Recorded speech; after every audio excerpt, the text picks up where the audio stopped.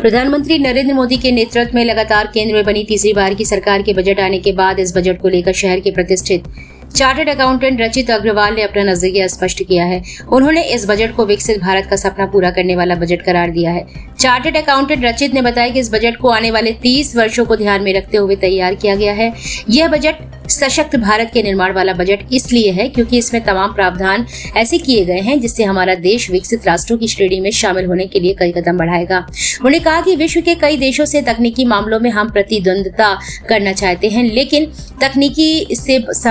संबंधित संसाधन हमारे पास उपलब्ध नहीं है। निश्चित रूप से जब ऐसे देश अपनी इंडस्ट्री लेकर हमारे यहाँ आएंगे तो वह अपने साथ अपने संसाधन भी लाएंगे, और उन संसाधनों के लिए जब हम अपने यहाँ रॉ मटेरियल तैयार करेंगे तो न केवल उन संसाधनों की तकनीक के बारे में हमें जानकारी मिलेगी, बल्कि हम उनके साथ कदम से कदम मिलाकर भी चल सकेंगे। उन्होंने कहा कि बजट में जो प्रावधान किए गए हैं उसमें सबसे ज्यादा फोकस युवाओं व महिलाओं के साथ साथ स्किल पर भी किया गया है। देखने में भले ही यह बात छोटी लग रही हो कि विश्व की 500 बड़ी कंपनियों में देश के युवाओं को इंटर्नशिप करने का मौका दिया जाएगा, लेकिन इसके दूरगामी परिणाम जब आएंगे तब सबको यह महसूस होगा कि छोटे कस्बे से निकले हमारे युवा उन कंपनियों में इंटर्नशिप करने के बाद नौकरी कर रहे हैं जो कंपनियां पहले से ही 4-5 करोड़ लोगों को रोजगार दिए हैं। उन्होंने इस बजट को मध्यम तथा निम्न वर्गीय परिवारों के लिए लाभप्रद बजट करार दिया है। उन्होंने कहा कि आमतौर पर बजट में सबसे पहले फोकस टैक्स पर होता है। इस बजट में जो प्रावधान किए गए हैं उसमें अब मध्यम तथा निम्न वर्गों को टैक्स के डर से दूर किया गया है। इस बजट में खास और आम जनता इससे कितनी प्रभावित होगी, कितना इनको लाभ होने वाला है, क्या परेशानियां? देखिए, बजट के बारे में अगर कहा जाए तो पहली चीज़ तो ये मोदी 3.0 का पहला बजट है।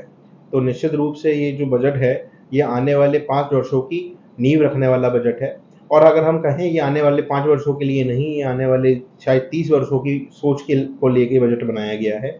जैसा कि मैंने पिछले बजट में भी कहा था जब इंटरिम बजट आया था कि सोच बड़ी क्लियर है और सोच बड़ी साफ है कि हम विकसित भारत की ओर बढ़ना चाहते हैं। और ये जो बजट है जिसमें मूल्यतः सारी चीज़ें जिन पे ध्यान दिया गया है वहाँ पे युवाओं पे, महिलाओं पे और उनका जो रोजगार और स्किल्स पे जो फोकस है वो बताता है कि हम जब इन चीज़ों पे सशक्त होंगे तभी जाके आगे में विकसित देश बन सकते हैं। और इसलिए ही जो बेसिक स्ट्रक्चर चाहिए आपको विकसित देशों के लिए, जिसमें आप कहते हो बेसिक इंफ्रास्ट्रक्चर चाहिए,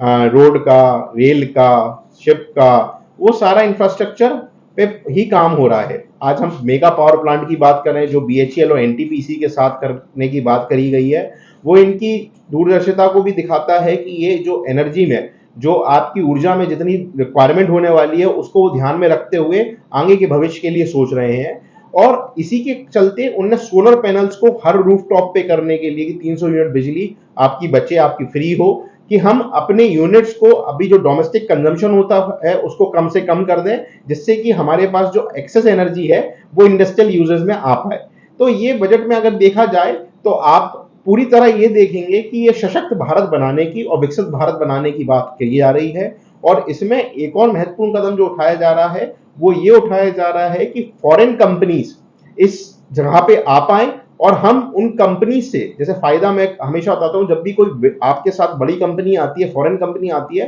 तो फॉरेन कंपनी अपनी टेक्नोलॉजी लेके आती है। तो अभी हम जिस चीज के लिए तैयार नहीं है, जैसे हम कहते हैं हम चाइना से कंपीट करना चाहते हैं, बट चाइना से कंपीट करने के लिए चाइना की कॉस्ट भी निकालनी पड़ेगी, आपको उस तरह की मशीनरी भी चाहिए आपको। तो वो मशीन तभी आपको मिलेगी, वो सिस्टम्स आपको तभी मिलेंगे जब बाहर की कंपनी आके अपना सेटअप लगाएंगी। तो बाहर से जब कंपनी आके अपना सेटअप लाएंगी तो वो एनर्जीज, वो आपको सारी नॉलेज, वो टेक्नोलॉजी सारी आपको मिलेगी और आप उनमें अपना रॉ मटेरियल भी बनाएंगे तो भारतीय इंडस्ट्री इकोनॉमी डेवलप होगी। तो ये जो बजट है इसमें ऐसी कई सारी अहम बातें की गई हैं जिससे कि आपका बजट जो है विकसित भारत की बजट के लिए बात करता है। और अगर मैं रोजगार के बारे में बात करूं तो उनने एक बहुत बड़ी बात कही है जिसमें अभी बहुत छोटी सी लगती है वो, क्योंकि हम जब टर्म्स में और मतलब फिगर्स में पढ़ते हैं तो फिगर्स बहुत छोटे से लगते हैं, लेकिन 500 भारत की सबसे बड़ी कंपनियों में इंटर्नशिप प्रोग्राम एक बहुत बड़ा सराहनीय कदम है। शायद मैं और हमारे जो बच्चे हैं, जैसे हम छोटे शहरों के जो बच्चे होते हैं उनको वो अपॉर्चुनिटी ही नहीं मिल पाती कि हम बड़े शहरों की कंपनी में सीधे जाके इंटरव्यू दे दें और हम पास हो जाएं और इंटरव्यू के चलते हमें नौकरी मिल जाए। लेकिन इस इंटर्नशिप प्रोग्राम से हमारे पास हमारे बच्चों को वो अपॉर्चुनिटी मिलेगी, उन युवाओं को अपॉर्चुनिटी मिलेगी कि 12 महीने प्रैक्टिकल एक्सपीरियंस करके, प्रैक्टिकल एक्सपोजर में उस जगह पे काम करके, उस इंडस्ट्री के बारे में जो वर्ल्ड क्लास कॉर्पोरेट इंडस्ट्रीज हैं उनमें काम सीख के आएंगे, तो वहां पे 500 इंडस्ट्रीज जो अपने आप में 3-4 करोड़ लोगों को एम्प्लॉयमेंट देती हैं, वो आज हमारे भारत में और ज्यादा रोजगार पैदा कर सकती है। क्या लगता है आम जनता की जो जरूरतें हैं उसमें बजट कितना प्रभावी साबित है? अगर हम आम जनमानस की बात करें तो आपका बेसिक, पहले हमेशा जब भी बजट आता है तो सबसे पहले सबका जो ध्यान आकर्षित किया जाता है वो होता है उनके टैक्स पे। तो अगर हम टैक्स की बात करें तो हर सैलरीड क्लास और नॉन सैलरीड क्लास के लिए इस टैक्स मतलब स्लैब्स में चेंजेस करने से छोटे जो तबके का है, जिसमें 10 लाख से कम की आय वाले लोग हैं, उन पे बहुत बड़ा फर्क पड़ने वाला है। क्योंकि अगर आप 10 लाख से कम की आय में 17,500 रुपए का टैक्स बचता है तो वो बड़ा टैक्स बचाव माना जाना चाहिए, ना कि छोटा टैक्स बचाव। और उसके साथ साथ आप फ्री भी हो रहे हो, क्योंकि न्यू टैक्स रिजीम में एक फायदा ये भी हो गया कि अब आप बाध्य नहीं हो कि आपको 80C में इन्वेस्टमेंट करना है, आपको LIC पॉलिसी लेनी ही लेनी पड़ेगी, तभी आपका टैक्स बचेगा। तो उन चीजों से जो बचाव हो गया कि अब आप फ्री हो, कि आपको ऐसा कुछ नहीं है कि 80C में इन्वेस्टमेंट करोगे तभी आपका टैक्स उतना लगेगा, उस चीज से बचने से फायदा क्या हो गया कि आप अपना पैसा जहां आपको रिटर्न ज्यादा मिलता है वहां पर इन्वेस्ट कर सकते हो। तो 2 तरीके के फायदे हुए, एक तो आपका टैक्स कम हुआ, दूसरा आपका पैसा फ्री हो गया जो आप अपनी मर्जी से जहां चाहे इन्वेस्ट कर सकते हो और ज्यादा रिटर्न कमा सकते हो। तो निश्चित तौर पे ये बेनिफिट सिर्फ 17,500 का नहीं रह जाएगा, ये पैसा जो आपका फ्री हो रहा है, जो आप और कहीं इन्वेस्ट कर सकते हो, वो आपका रिटर्न जो 4-5-6% देता था वो 10-12% देगा, तो वो भी आपके लिए बेनिफिट में ऐड होगा। इसके अलावा जो स्टैंडर्ड डिडक्शन है वो सैलरीड पर्सन के लिए 75,000 हो जाना, फैमिली पेंशन 25,000 रुपए हो जाना, ये सारे जो आधार स्तंभ है वो एक बहुत बड़ा बदलाव है टैक्स के नेचर में। लेकिन क्योंकि हमेशा हम बात करते हैं अपेक्षाओं की, तो अपेक्षाएं तो ऐसी हैं साहब कि हर कोई चाहता है कि 10 लाख पे बिल्कुल टैक्स ना लगे, 20 लाख, जब 10 लाख हो जाएगा तो हम चाहेंगे 15 लाख पे भी ना लगे। तो इन अपेक्षाओं की तो कोई लिमिट ही नहीं है, लेकिन सरकार ने पूरी कोशिश की है कि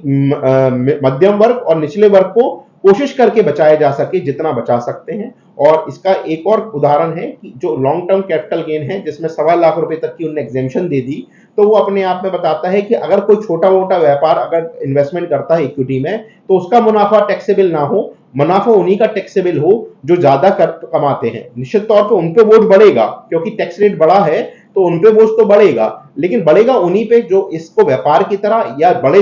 लेवल पे कर रहे हैं, जो साल में 4 लाख रुपए से ज्यादा का कैपिटल गेन कमाते हैं, उन पे टैक्स बढ़ जाएगा। लेकिन जिनका 4 लाख से कम का कैपिटल गेन होता है उनका लगभग वही टैक्स आएगा, और जिसका 4 से और कम हो जाता है, 3 लाख से भी होता है, तो उसका असर कम होगा, उसका टैक्स कम बढ़ेगा, क्योंकि 1.25 लाख की एग्जेम्पशन मिल गई। तो ये एग्जेम्पशन असेस करने वाले जिसका जो नजरिया होता है वो उस नजरिए से देखेगा। तो ये एक कोशिश की गई है जिसमें इनइक्वालिटी पे अफेक्ट किया जा सके, जो ज्यादा कमाता है उस पर ज्यादा टैक्स लगे और जो कम कमाता है उस पर टैक्स का भार थोड़ा कम हो जाए।